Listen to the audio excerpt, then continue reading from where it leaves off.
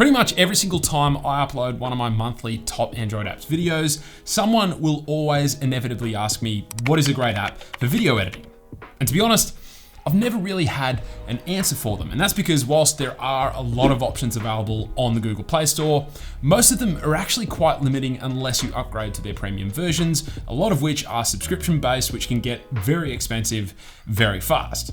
But I think I may have finally found the answer, and that is a video editing application called CapCut. This app is completely free, no features hidden behind a paywall, and it has a stack of really impressive features as well. And so when the team at CapCut reached out and asked if I wanted to partner up for a video, it took me just a few minutes of playing around with the app to say, absolutely. This app is actually from the same development team as the one behind TikTok, and this means it works really well in conjunction with the TikTok app, but it is much more than that as well.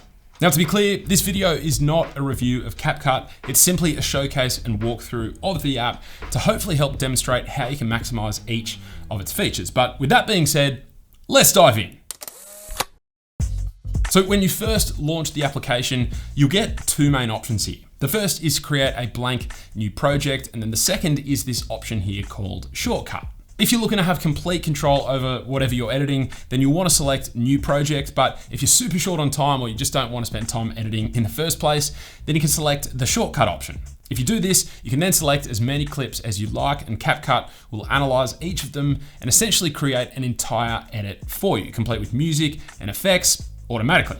It's actually really cool. You can of course quickly change the music being used, or if you like, you can even then jump into the template timeline to make further refinements if need be by tapping on this edit icon, then on edit draft. This will open up the full template timeline, so if you like, you can then remove or change any elements the template added automatically. But either way, the end results created using this shortcut feature are really impressive.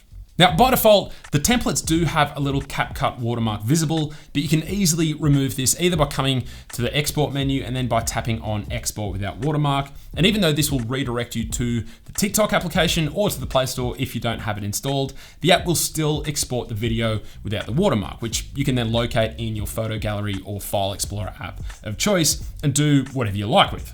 Or like I said, you can also just tap on the edit icon on top of your selected template here, and then on edit draft to open the entire template timeline itself, and this will also automatically remove the watermark.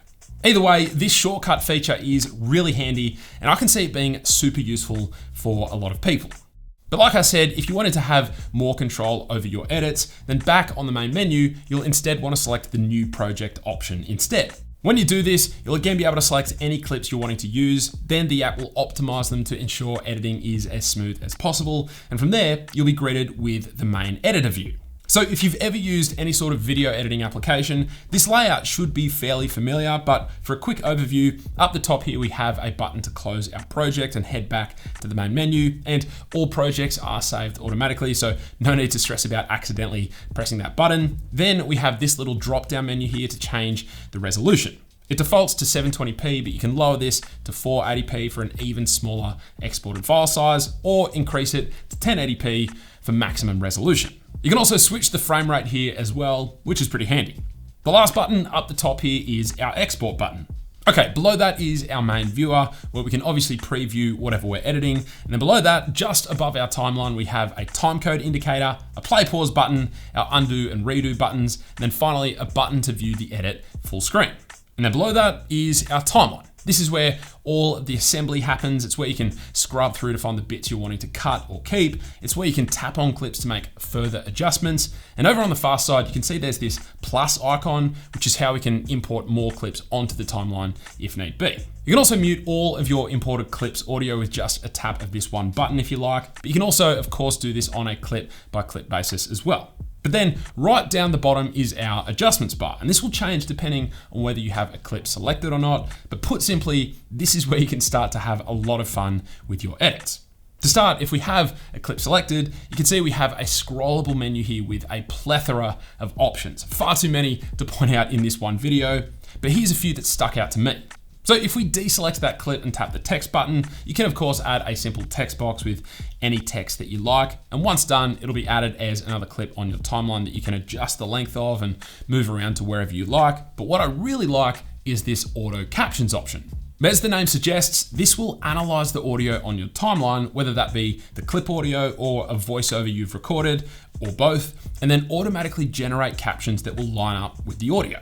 It's pretty accurate as well, so given how important captions are these days, depending on the type of content you're creating, to have it built in natively here in a way that works so well is really impressive. But back to the main adjustments bar, and the next features I'm really impressed by are those found within the effects section. If you tap on this, you'll see we get two options here, video effects and body effects. Both of these options are filled to the brim with a heap of super trendy filters and animations. And if you're looking for an effect that applies to the entire clip, then that's what video effects are for. But the body effects option contains a range of animations that will basically analyze and track your clips for specific body parts, for example, and then place the animations in and around them accordingly. And there are two really impressive factors about this feature. Firstly, how fast and reliable it is at detecting the body parts and then inserting the animations into your clips. But then secondly, how smooth the app handles playing back all of these animations, even if you have a heap of them stacked on top of the other. I highly recommend just taking some time to experiment with as many of these video and body effects as you can, and you'll no doubt have a lot of fun doing so. The other really impressive feature of this app, for me at least, is just how many overlays you can stack on top of your main timeline. I was able to import and stack 6 additional clips on top of the original timeline clip, which already had about 3 or 4 filters added, and captions and a text box, which is kinda mind-blowing. And even more than that, I was able to play it all back without any dropped frames, which is bonkers. Now, there are so many more features that this application offers, and if I walked through all of them, this video would be about an hour long. But without question, what makes this app so amazing is that it's completely free. No watermarks on exported videos, no features hidden behind a paywall. Literally every feature is available to any user for free. And so if you've been looking for a video editing application that can handle pretty much anything you throw at it, I can't really see any reason to go for any other app besides CapCut.